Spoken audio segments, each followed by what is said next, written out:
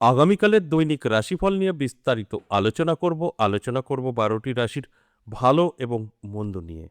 আগামীকাল 7 মার্চ শনিবার, চতুর্থী তিথি, চিত্রা নক্ষত্র, বৃদ্ধি যোগ ও জন্মরাশি তুলা। এবার 12টি রাশিকে নিয়ে বিস্তারিত আলোচনা করব, কোন কোন দিক থেকে ভালো, কোন কোন দিক থেকে খারাপ, সবটাই বোঝানোর চেষ্টা করব। প্রত্যেকটা দিন আমি এই আলোচনা থেকে 12টা রাশিকেই অ্যালার্ট করার চেষ্টা করি যে আপনার এই দিকগুলো সতর্ক থাকুন, আপনার এই দিকগুলো ভীষণভাবে শুভ।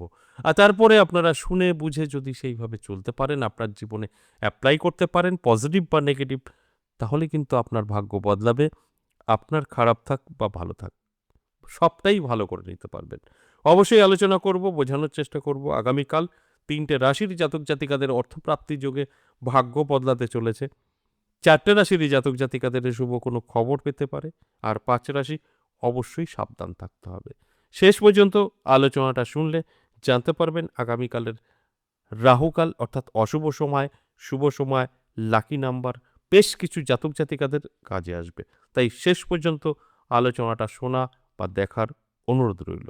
অবশ্যই আলোচনা করব, তার আগে আমার সাথে কিভাবে যোগাযোগ করবেন সেই বিষয়টা নিয়ে একটু বলে নিই। নমস্কার, জয় মা কামাখ্যা, জয় মা তারা। যারা ভীষণভাবে বিপদে আছেন, কি করবেন বুঝে উঠতে পারছেন না, বহু জায়গায় গিয়েও কোনো লাভ হয়নি বা সঠিক জায়গা খুঁজে পাননি, বর্তমান পরিস্থিতিতে সঠিক জায়গা খুঁজে বার করা বহু চাপের বিষয়।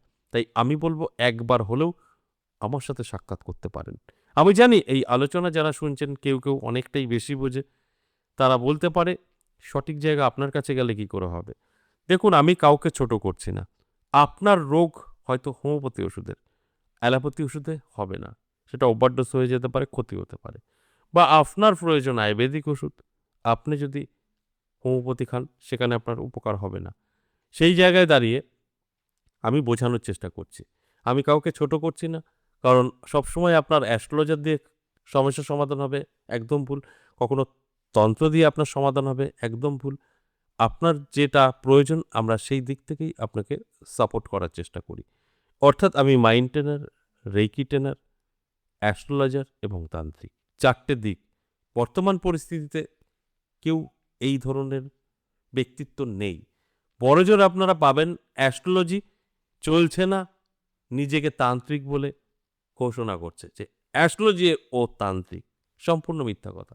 বা মেনে নিলাম অ্যাস্ট্রোলজি এবং তান্ত্রিক দুটো করছে, হতে পারে। তার সাথে আর যে দুটো বললাম কখনোই সম্ভব না, কারণ সম্পূর্ণ বিপরীত দিক। দেখুন, যেটা আমরা মাইন্ড ট্রেনার বলি বা রেইকি বলি, রেইকি ভগবান বিশ্বাস করে না, ভূত প্রেত বিশ্বাস করে না, রেইকি আমাদের ব্রেন পাওয়ারকে বিশ্বাস করে। আমি কিন্তু রেইকি ট্রেনার। এবার যদি তন্ত্রে আসেন, তন্ত্র কিন্তু একদম ভূত প্রেত দেবদেবী বিশ্বাস করে, আমি কিন্তু তার মধ্যেও আছি, আমি অঘরী। তাই এই ধরনের বিপরীত দিক কোনো ব্যক্তি নেই, একমাত্র আমি বলতে পারি। এই 4টে দিক যে কোনো একটি দিয়ে আপনার জীবনের সমস্যা সমাধান করতে পারবো। যে কারণে বলি একবার হলেও আমার সাথে সাক্ষাৎ করতে পারেন। কোথায় পাবেন? নদিয়া বীরনগর এবং তারাপীঠ। নদিয়া বীরনগর আমার নিজের মন্দির। সপ্তাহে 3 দিন থাকছি, সোমবার, মঙ্গলবার, বুধবার।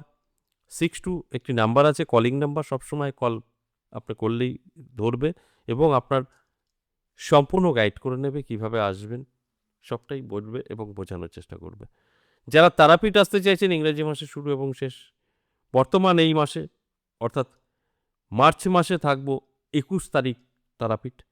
21শে মার্চ যারা আমার সাথে সাক্ষাৎ করতে চাইছেন, অবশ্যই তারাপীঠ বলে একটি নাম্বার আছে, তারাপীঠের জন্য শুধু বুকিং নাম্বার। সেই নাম্বারটা কল করে আপনার নামটা লিখে দেবেন, যদি মনে হয় আপনার প্রয়োজন আছে। তো না থাকলে কখনোই নাম লেখাবেন না। তাই যদি আপনার প্রয়োজন থাকে অবশ্যই আমার সাথে আপনি সাক্ষাৎ করতে পারবেন।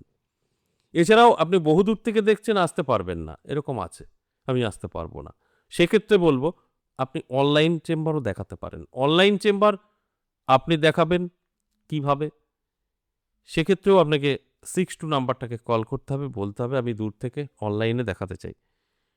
অনলাইনে কিভাবে আপনি আমার সাথে সাক্ষাৎ করবেন বিস্তারিত বলবে এবং নামটা লিখে দেবেন, আমার সাথে সাক্ষাৎ করতে পারবেন। তাই যদি আপনার প্রয়োজন থাকে অফলাইন বা অনলাইন, অবশ্যই আপনি আমার সাথে সাক্ষাৎ করতে পারবেন। এবার আসুন আজকের যে মূল আলোচনা, দৈনিক রাশিফল। এই দৈনিক রাশিফল নিয়ে বিস্তারিত বোঝানোর চেষ্টা করব। কোন কোন দিক থেকে ভালো, কোন কোন দিক থেকে খারাপ, সবটাই আমি বলবো রাশি ধরে ধরে। মেষ থেকে মিন 12টি রাশিকে নিয়ে। মেষ রাশির জাতক জাতিকাদের কিন্তু ভালো সময় থাকবে। হঠাৎ ভাগ্য বদলাতে পারে, নানা দিক থেকে সুযোগ সুবিধা আপনি কিন্তু পাবেন। এর জন্য অ্যালার্ট থাকা প্রয়োজন আছে, চোখ কান খোলা রাখুন। দেখবেন আমার কথাগুলো আপনি মিলিয়ে নিতে পারবেন। বৃষ রাশি সাবধান থাকবেন, ব্যবসা লস, বন্ধু বান্ধবী থেকে ক্ষতির সম্ভাবনা।